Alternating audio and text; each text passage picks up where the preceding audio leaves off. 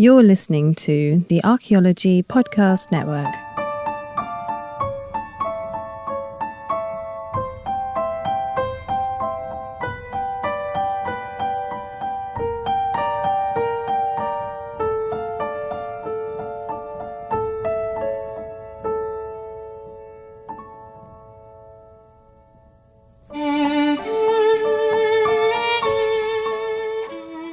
Welcome to the Past Macabre, where we journey through history to uncover how our relationship with death reflects the values, fears, and hopes that shape the way people live.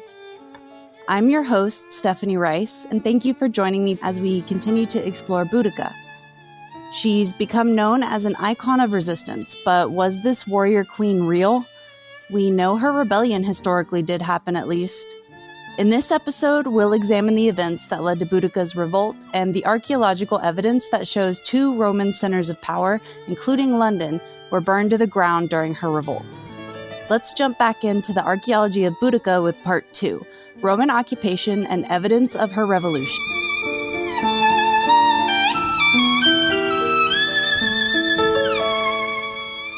Be sure to check out the previous episode, but just for some quick refreshers, as we go into speaking about Boudica and her rebellion and the archaeological evidence of it all, the Celtic tribes that we're going to be talking about were not a unified culture group. There was no unified king of the Britons or of any of the Celts. There were a lot of different culture groups, many of which shared some overlapping rituals, traditions, art styles, and that sorts of thing. But that doesn't necessarily mean that they were all exactly the same with the same belief system, the same day-to-day lives. So that's something to make sure to keep in mind. Each tribe had different reactions to the Roman presence and the Roman invasion that came. Not everyone was against it. Not everyone was for it. Some people were subdued by harsh military force. Some people entered voluntary alliances. It was vastly different. There was a range of opinions about the Roman presence there. Boudica was a part of the Iceni tribe, and they had not been conquered by Rome via military force. They were one of the ones who entered into a willing alliance with Rome. They're a little bit further to the north, not on the southern coast. They're in modern-day Norfolk, Suffolk, and Cambridgeshire, so they're not going to have as much of the Roman military presence as a lot of the culture groups that lived along that southern coast that were closer to the mainland. There's a lot of archaeological evidence that shows that the Iceni lived relatively peaceful lives prior to the Roman presence and then in the early years of Rome. There are no defensive earthworks like at other places that are seen that were a lot closer to the Roman invasion and had to deal with Romans on a more military scale more often.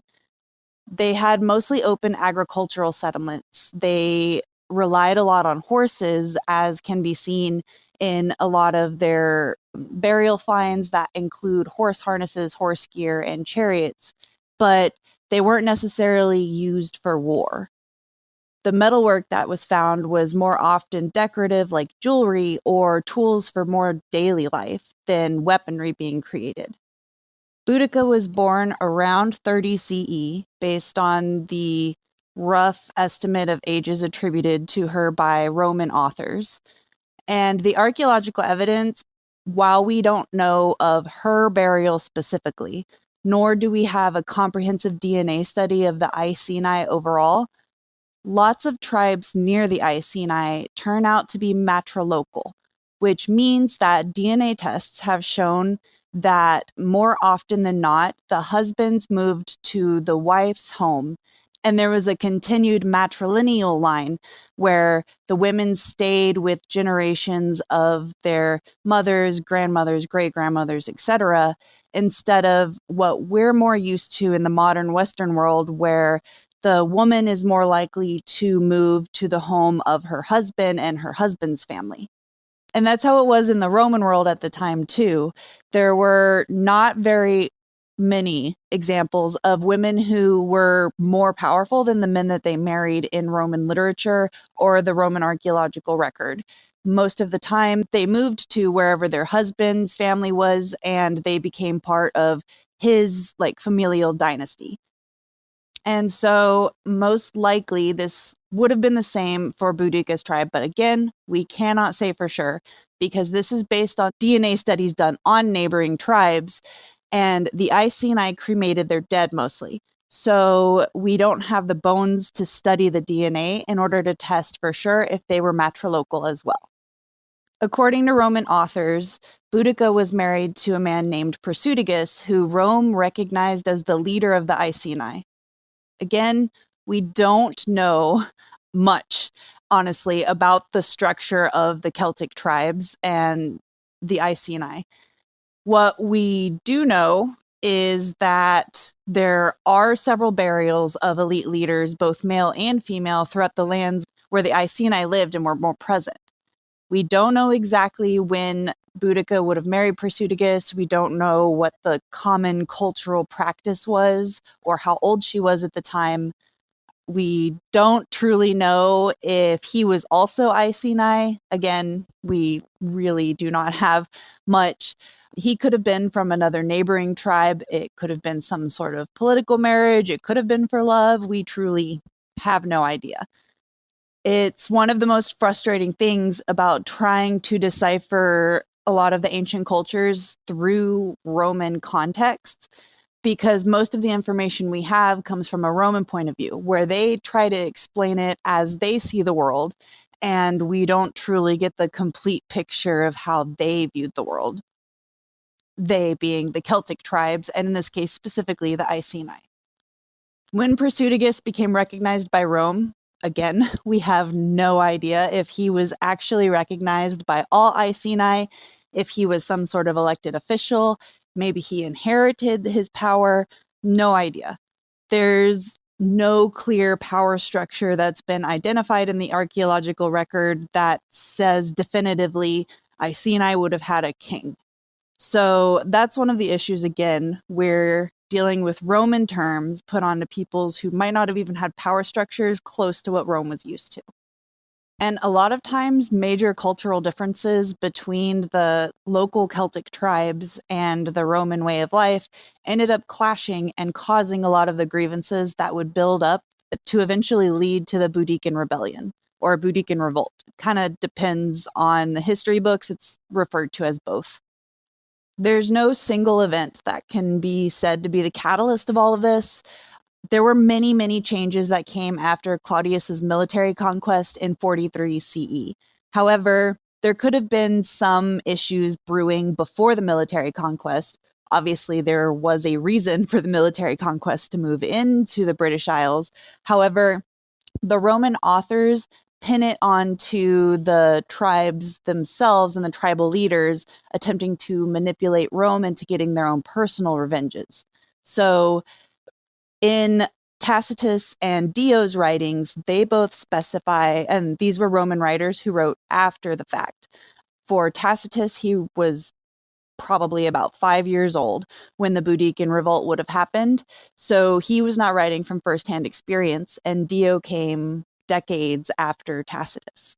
So again, to keep in mind, these are secondhand and third-hand accounts of what happened, and they are going to be written with a lot of Roman bias.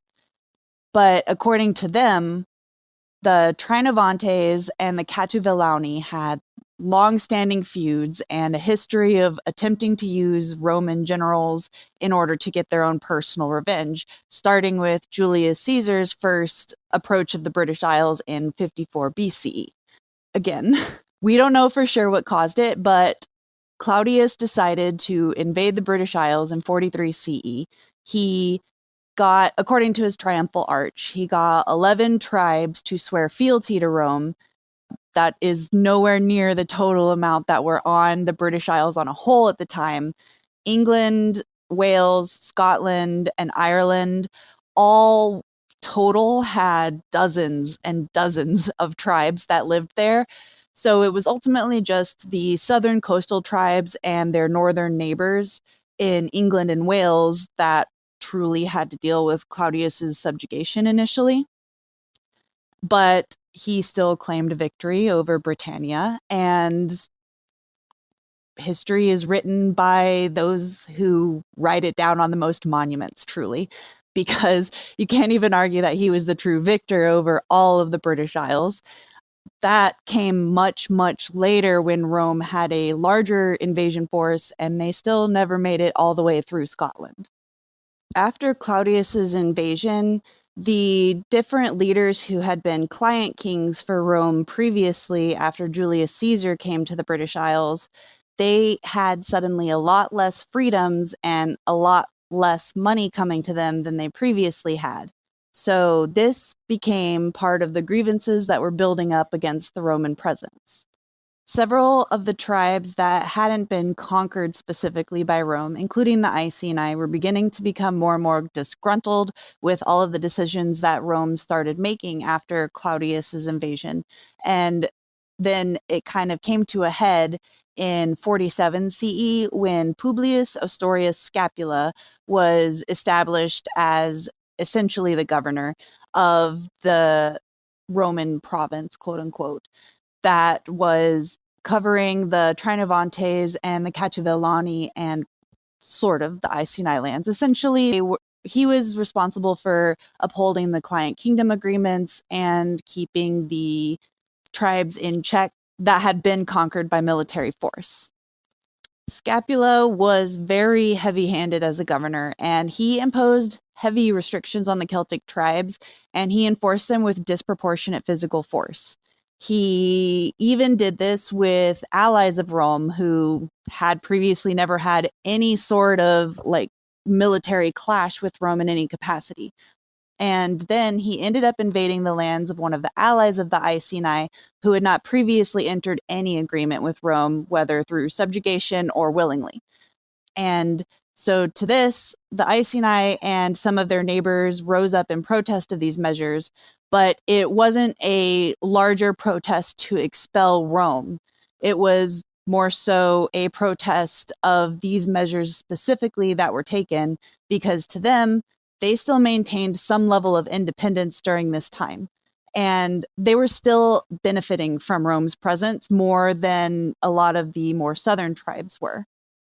Scapula suppressed this uprising, and this is likely the time that Persutigus, who is Boudica's husband, became recognized as the client king by Rome.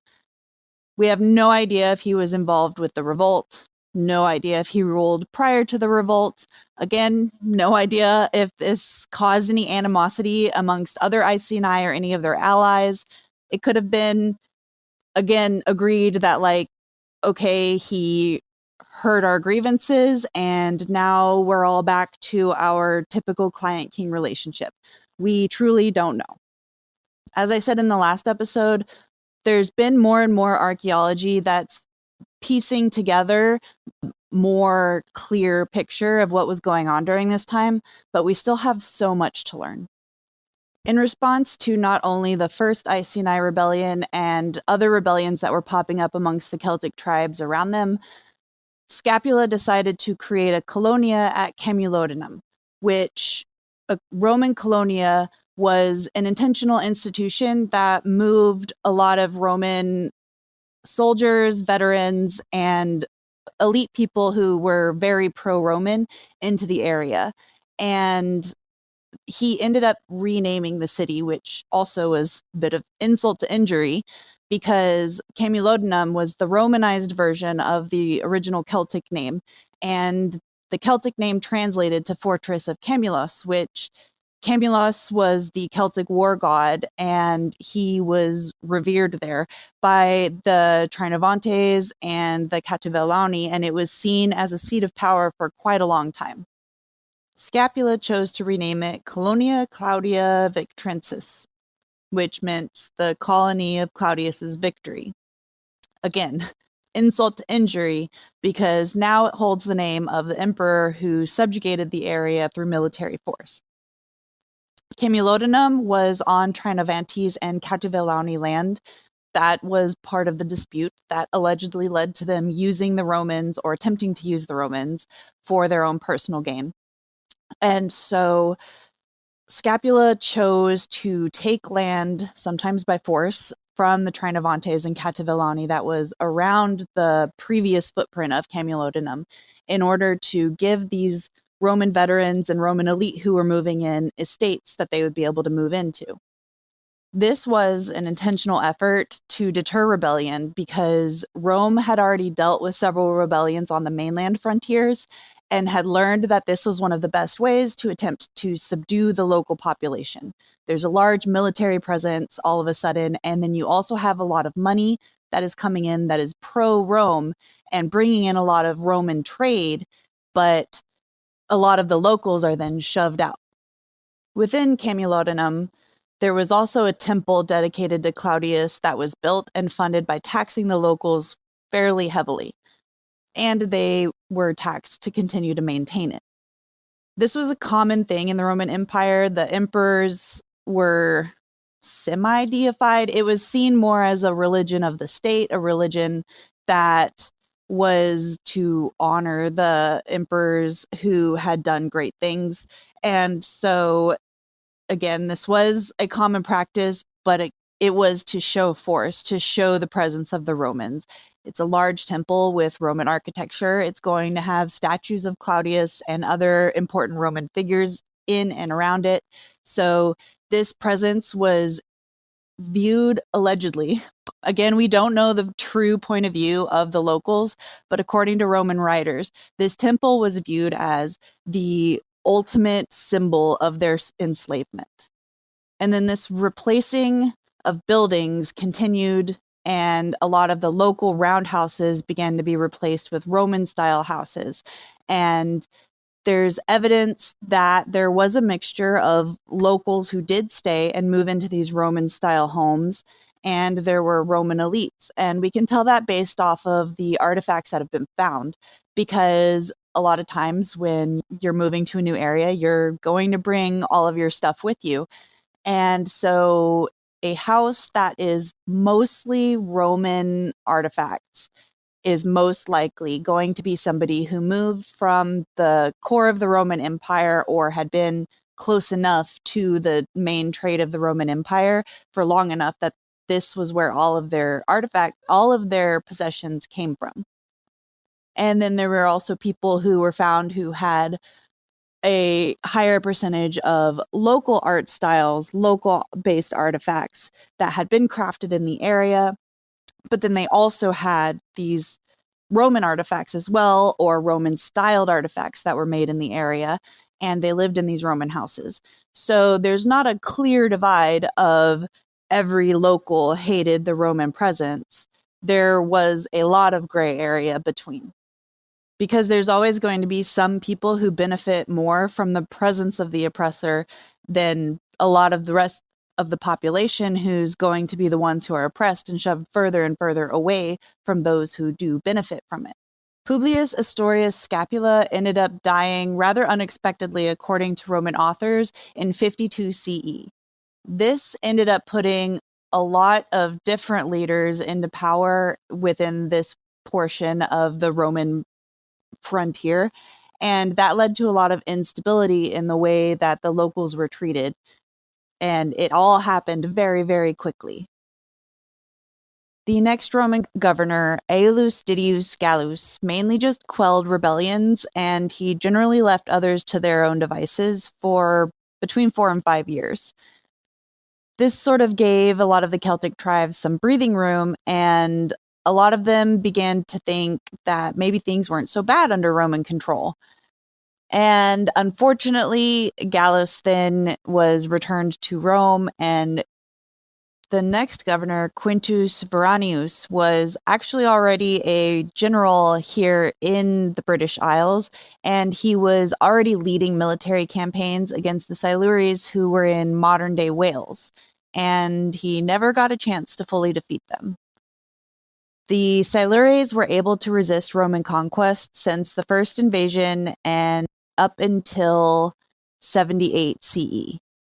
They were experts in what we call guerrilla warfare. They used the terrain to their benefit. They also had numbers on their side because a lot of the other Celtic tribes were fleeing the Roman conquest that was happening in the south, and many of them were coming to the land of the Silures in southern Wales and joining forces with them. Quintus Veranius died within a year of his governorship, so he wasn't able to complete his attempted conquest of the Silures. And then Gaius Suetonius Paulinus became the governor in 58 CE. He was a Roman military hero who was known for victories in Morocco on behalf of the Roman Empire. And he was the first general to cross the Atlas Mountains and go further into Africa from Morocco than had previously been done by any Roman general. He was still in his glory-seeking days, and he spent his first years in office brutally attempting to subdue the Silures and finish what Veranius started. He was not able to. As I said, they resisted until 78 CE, but he tried very violently. This sudden insistence on violent subdual of a lot of the frontier tribes ended up adding to the unrest of the tribes who were already either allied or subdued by Rome. We don't know, again, I say that a lot, but we don't know how the Iceni reacted to all of this. But we do know, according to Tacitus and Dio, that Boudica's husband Prasutagus died, and very quickly the Iceni were ready to rise up against the Roman rule. So there likely was a lot of disgruntlement that was rising amongst the Iceni, and again, not this single catalyst event. And after Prasutagus died, instead of the local traditions being followed that allowed his daughters to inherit his property, Rome seized it all for themselves. He only had the 2 daughters according to his will, and he had specifically left a will that left his estate and wealth to his daughters and the Emperor Nero. A lot of historians have interpreted this as an attempt to use the Roman systems that were in place to try to ensure that his daughters would inherit his land in the same way that would normally have been recognized by his people without any formal will. So it does seem odd to some that Boudica is not mentioned, but again, he was using a Roman institution in order to attempt to protect his land and his daughters. At the time, there most likely would not have been any recognition of Boudica whatsoever, because as previously stated, the Romans were a very patriarchal system, and they did not really view women as able to inherit land, especially the wife. They would have had to just remarry, and taking with them essentially their daughters would have had a dowry ultimately of whatever estates were left, but it would not have traditionally been held in the Roman Empire that the daughters could inherit the land in the way that Prasutagus seemed to have wanted. The Roman authors say that whenever Prasutagus died, the Romans moved in very quickly to violently take the land and his wealth from not just his family, but the Iceni around him as well. According to the ancient writers, Boudica used her womanhood and her daughter's womanhood to essentially say that Rome was incredibly greedy to assault even women in order to take whatever they wanted. And again, according to the Roman writers, this added to the call to arms to the people around her, so it was not just the Iceni who joined her in her battle against Rome. Again, we don't know if it happened. Roman writers pretty much all the time have a general giving a rousing speech in their writing. We don't know if this was actually common on the battlefields for Roman generals, or if it truly was just a literary embellishment. But it's fairly unlikely that anybody would have been around to hear Boudica's rousing speech to her military either way to tell Tacitus, Dio, or any of the other authors what she had said. As the Iceni were dealing with all of this sudden violent upheaval, Suetonius Paulinus chose to attack the Druids of Mora, which is modern-day Anglesey.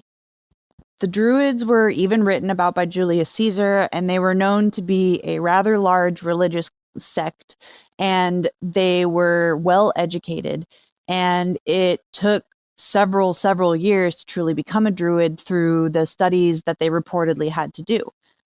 And during this time of the Roman military conquest, they were taking in a lot of those who were fleeing from Roman conquest, especially Cativellauni and Silures rebel leaders. And so Suetonius decided that they needed to be subjugated and made an example of, and he led a rather large army to them. Tacitus describes the scene when the Roman military first arrived, and it is very dramatic, but it's possible that this was very close to an actual account. He says, "On the shore stood the opposing army with its dense array of armed warriors, while between the ranks dashed women in black attire like the Furies, with hair disheveled, waving brands.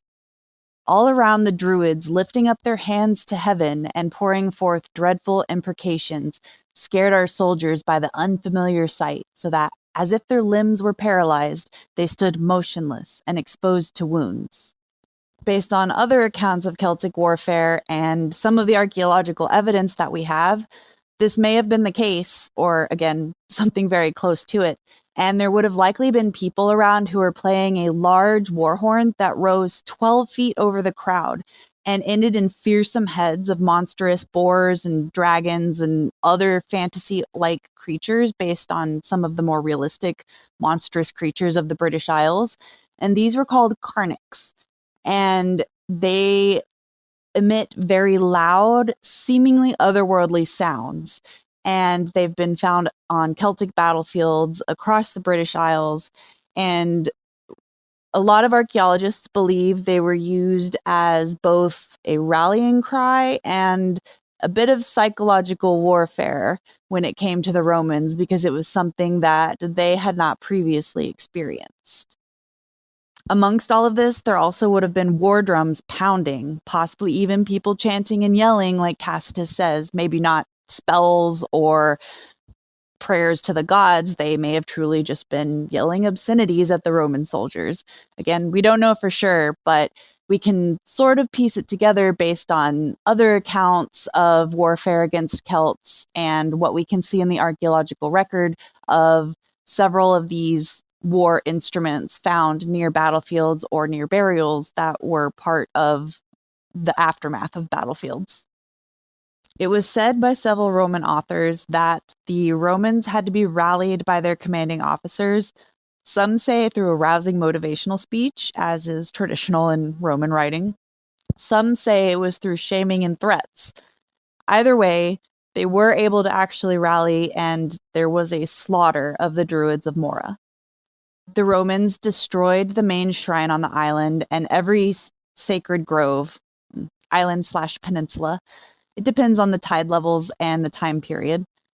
And Suetonius reportedly left very few alive. According to Tacitus and Dio, this was when Suetonius learned of Boudica's rebellion.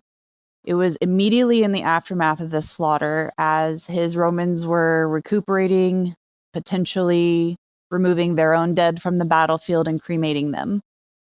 As Suetonius had been marching his troops to Mora, Boudica had been marching her troops to Camulodunum. And now we get into the archaeological evidence that show us that what we call the Boudican Revolt, whether it was actually led by Boudica or not, did actually happen in 60 CE. Along the route that the Iceni would have taken from their lands to Camulodunum, there's a place that is in modern times known as Gallows Hill in Thetford that was once a very old sacred site that might have been a base of rebel operations for Boudica and her army. It's about 40 miles or 60 kilometers from Camulodunum, so still a trek, but would have definitely been far enough away that the presence of a rather large army wouldn't have truly alarmed any of the Romans quite yet. And as I said, it was a very, very old site. Neolithic flint blades and debris from flint knapping have been found that dates as far back as 6,000 years ago based on some of the artifacts that were found with them. There are burials there that date to the Bronze Age, and there's a lot of pre-Roman metalworking that was done here in fairly large quantities. There was iron, copper, bronze, and silver, which was... Silver itself was a little more rare to be worked in this time period in this area. And there were molds for making coins and molds for making rods and wires that would have been worked into other pieces like bracelets and the torque necklaces and all sorts of other useful items. But then the archaeological evidence shows that around 50 CE, a double ditch enclosure and several roundhouses were placed around the central sacred site. And then there was a gateway that archaeologists have interpreted as ceremonial that was placed over the entrance that led to the older sacred site at the center. And then with the larger presence of people, there's a lot more metalworking going on here, and it's unclear exactly what for.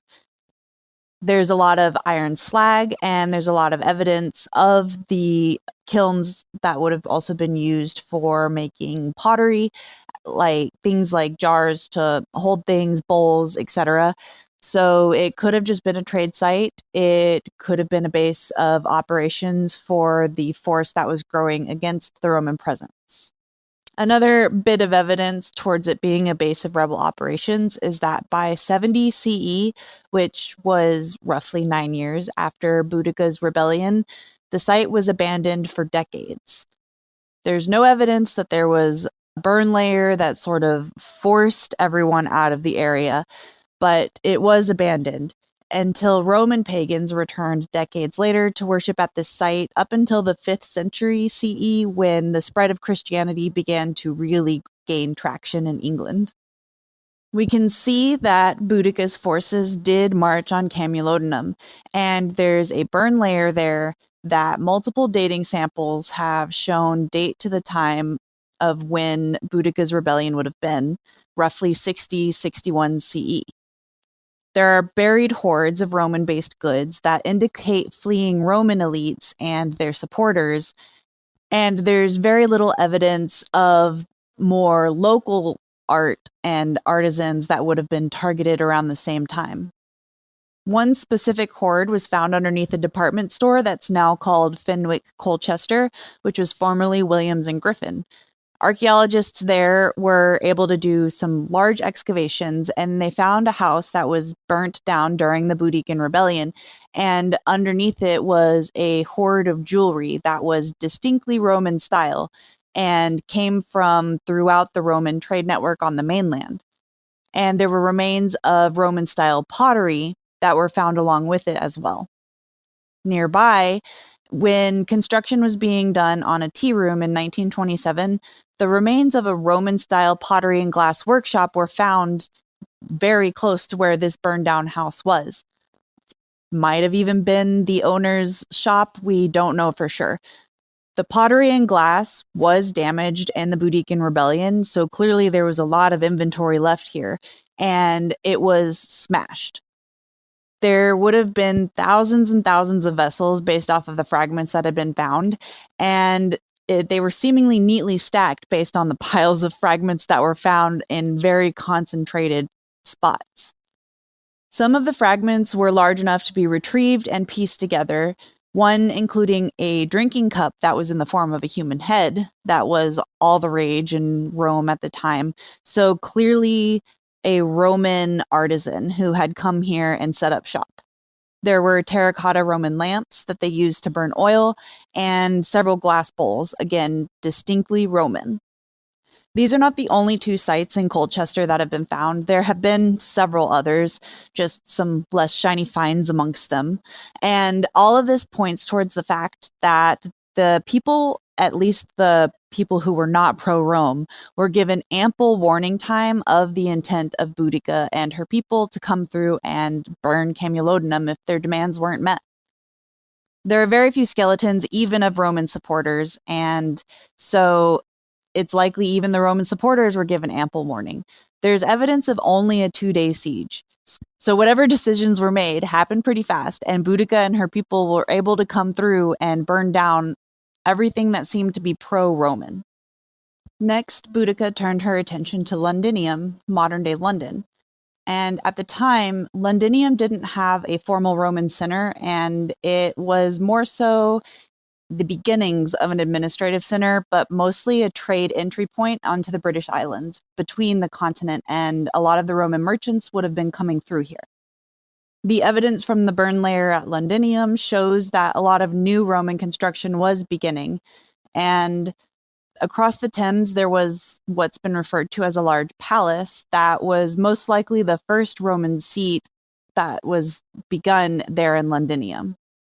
The procurator, who was essentially the administrative ruler of a province, and the governor was more so the military ruler of the province, was in Londinium at the time of Boudica's rebellion, which again implies that this would have already been becoming an important administrative center, or at the very least required enough of his attention for him to be there fairly regularly. This would have been the reason why Boudica and her people would have led an attack there if it was an extremely important economic center for the Romans at the time. According to Tacitus, Suetonius arrived to Londinium in time in order to offer his services to help accompany people out of the city safely so that they wouldn't be attacked by the hordes of barbarians waiting for them. Tacitus even says that Suetonius leaves behind anyone who was old, women, anyone who was bound by local attachment, most likely people who just refused to leave their shops or homes, and anyone who was disabled, that he just left them behind. But the archaeological evidence shows that, again, there were very few skeletons, and most likely Boudica and her army gave ample warning for people to leave, announced their intents, and when they did take the city, only burned property, and any deaths were either accidental or through some overzealous individuals. From Londinium, according to the ancient writers, Boudica and her army shifted their attention to the northwest at Verulamium, which was a Cativellauni center now that Camulodunum had been taken, and it was notoriously, I say, a place that was very pro-Roman despite not being a Roman settlement. It was what was considered a free city, which meant that because of the style of alliance that they had with Rome, anyone who was a citizen of that city was also considered a citizen of Rome, which was not the same for others throughout the Roman provinces. Now, there is some archaeological evidence that there were a few places within Verulamium that were targeted during this time, but much less than the destruction at Camulodunum and Londinium, who were essentially leveled. And it's not even clear if that was Boudica's army or potentially a secondary revolt that was happening at the time from the neighbors of Verulamium. The archaeological record doesn't tell us what happens to Boudica after the Londinium assault, or her army rather, since the archaeological record doesn't tell us who led that assault. But according to the Roman writers, after hitting Verulamium, Boudica and her army continued northeast, most likely heading towards Anglesey, and they were defeated somewhere along the Roman road that's now called Watling Street, that crosses much of England and into Wales. They say that she was defeated far away from her homelands, and that in order to prevent the Romans from taking her hostage and essentially parading her around as the spoils of war, she poisoned herself and took her own life. Again, that is a common trope in Roman writings, so we don't know for sure if that would have even happened, if that would have been something that one of the Celtic tribes would have even considered to do at the time.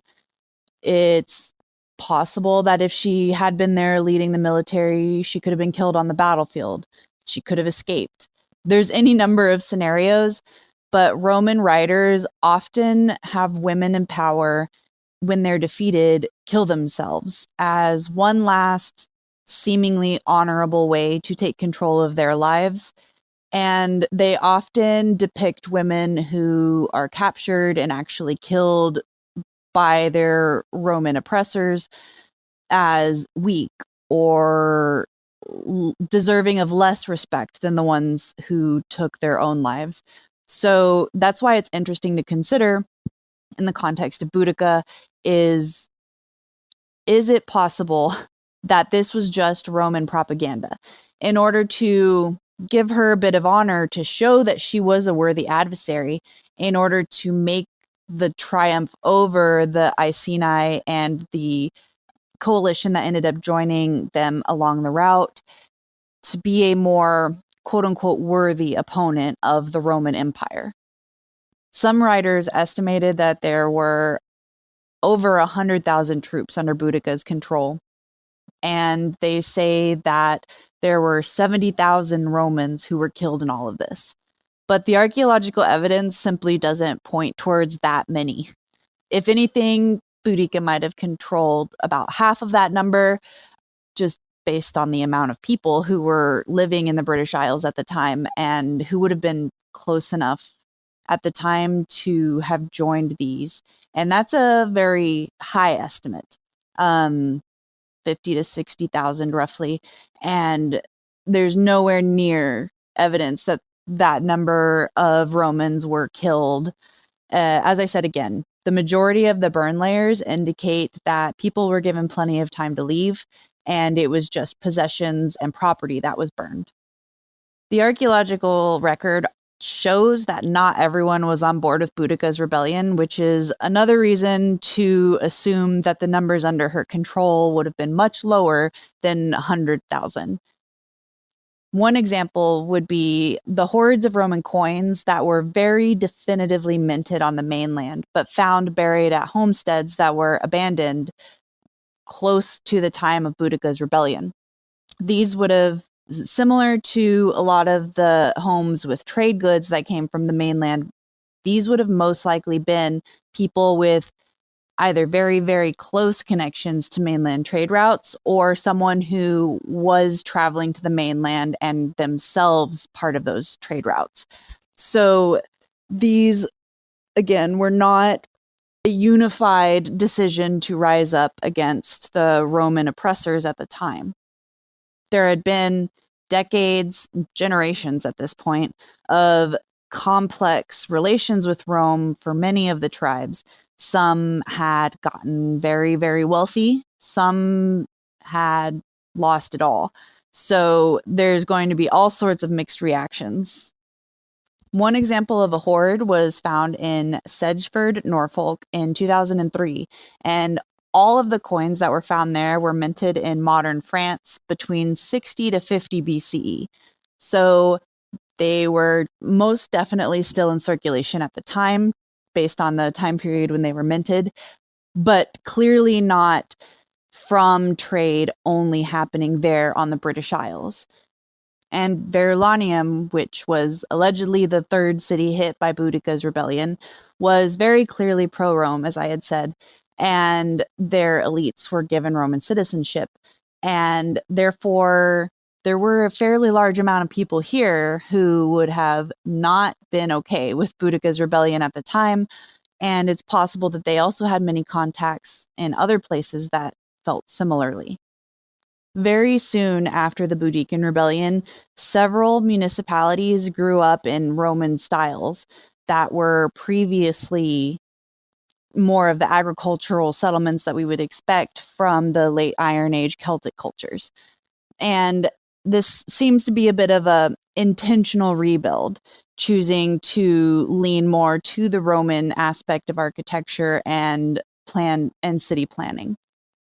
Londinium, for example, was rebuilt as the main capital of the Roman province instead of Camulodunum because it had a far more strategic location and economically viable.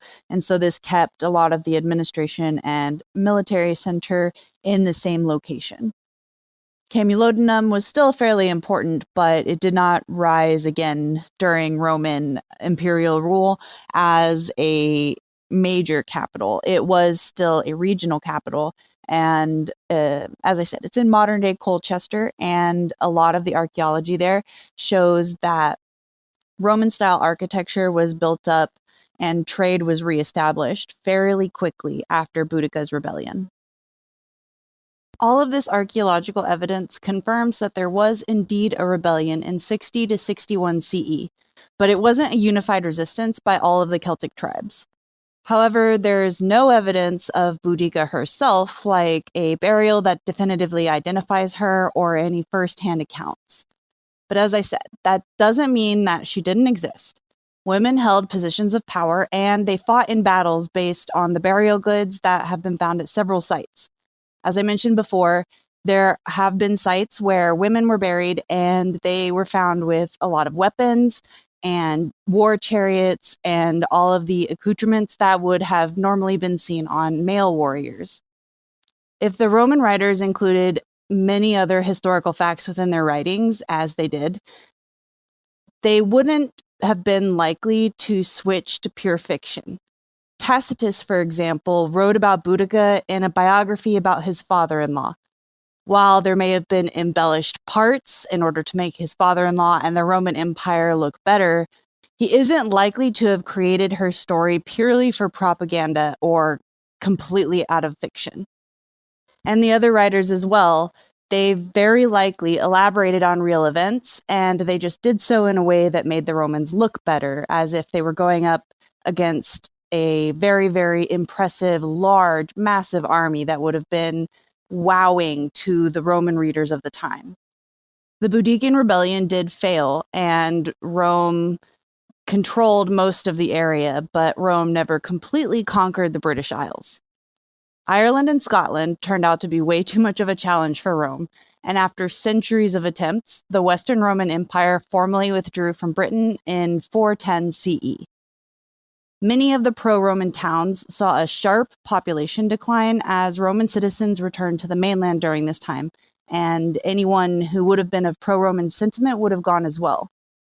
This withdrawal then paved the way for the Saxons, the Jutes, and the Angles from what is now northern Germany to usher in what archaeologists call the Anglo-Saxon period that shaped England and the English language as we know it.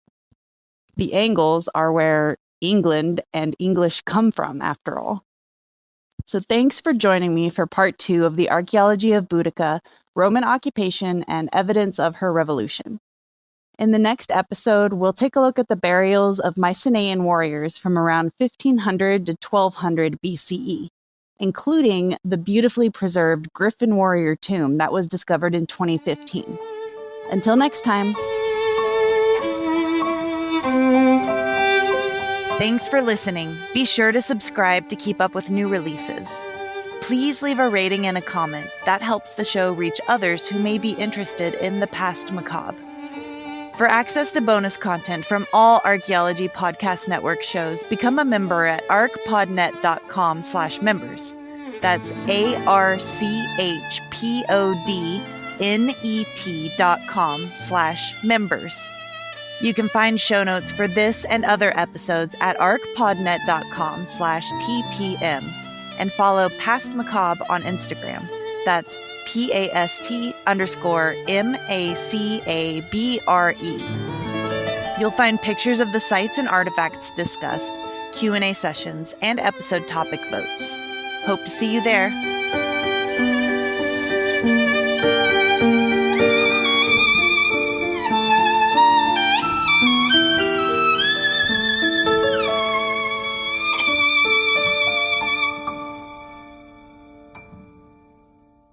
The Archaeology Podcast Network is 10 years old this year. Our executive producer is Ashley Airy, our social media coordinator is Matilda Siebrecht, and our chief editor is Rachel Roden. The Archaeology Podcast Network was co-founded by Chris Webster and Tristan Boyle in 2014 and is part of Cultural Media and DigTech LLC. This has been a presentation of the Archaeology Podcast Network. Visit us on the web for show notes and other podcasts at www.archpodnet.com. Contact us at chris@archaeologypodcastnetwork.com.